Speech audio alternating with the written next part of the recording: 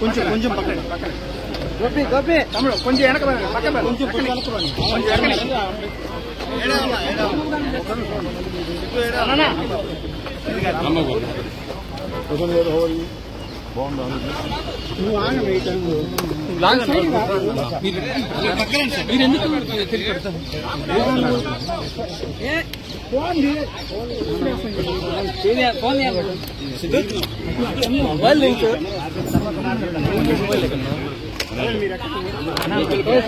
Gopi sir Gopi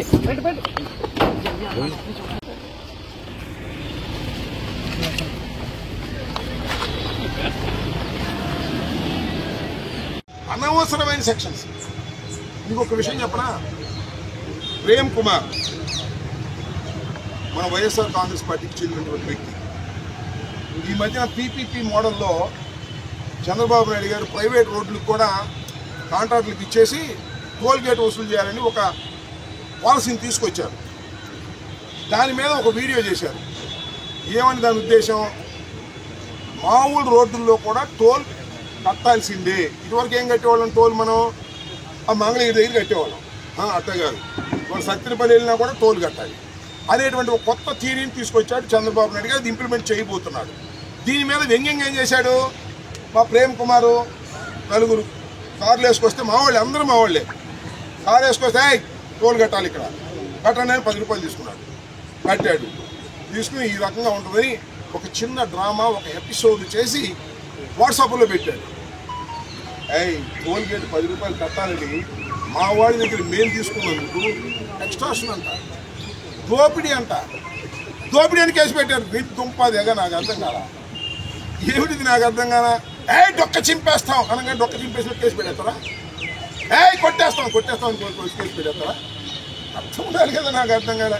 పిచ్చా మీకేమన్నా, ఆ రెడ్ బుక్ ఆయనకేమో రాజకీయాలు పిచ్చి, మీకేం పిచ్చి పోలీసులకి అంటున్నా. ఎక్స్ట్రాషన్ ఏంటంటే దాని మీద కేసు మీద 10 రూపాయలు తీసుకుంటే ఎక్స్ట్రాషన్ అని పెట్టారు.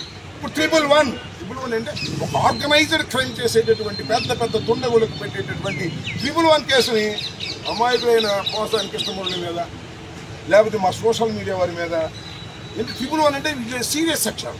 బెయిల్ రాదు, బెయిల్ రాకుండా ఉండటం కోసం. తెలియదు కానీ డెడ్ బాడీలు దొరకట్లేదు, లేదా మటర్లు పెట్టారు. డెడ్ బాడీలు ఎక్కడ దొరికితే మాత్రం పెట్టేస్తారు మటర్ కేసు. నా మీద మన వీళ్ళ మీద ఆ డెడ్ బాడీలు కావాలి. అటెంప్ట్ మటర్లు పెట్టేస్తున్నారు, దానికి పెద్ద గాయం వస్తుందా. అటెంప్ట్ మటర్ అయితే పెట్టేస్తున్నారు. ఇంకా డెడ్ బాడీ ఎక్కడైనా పొరపాటు దొరికిందా మర్డర్ కేసులు కూడా మా మీద పెట్టడానికి సిద్ధంగా ఉన్నారు. మేము ఎదుర్కోవడానికి కూడా సిద్ధంగా ఉన్నామని కూడా ఈ సందర్భంగా నేను చెప్పదలుచుకున్నాను. పోసాని కృష్ణమురళి గారిని ఆయన ధర్మంగా మాట్లాడాడో అధర్మంగా మాట్లాడాడో న్యాయస్థానాలు తేల్తాయి.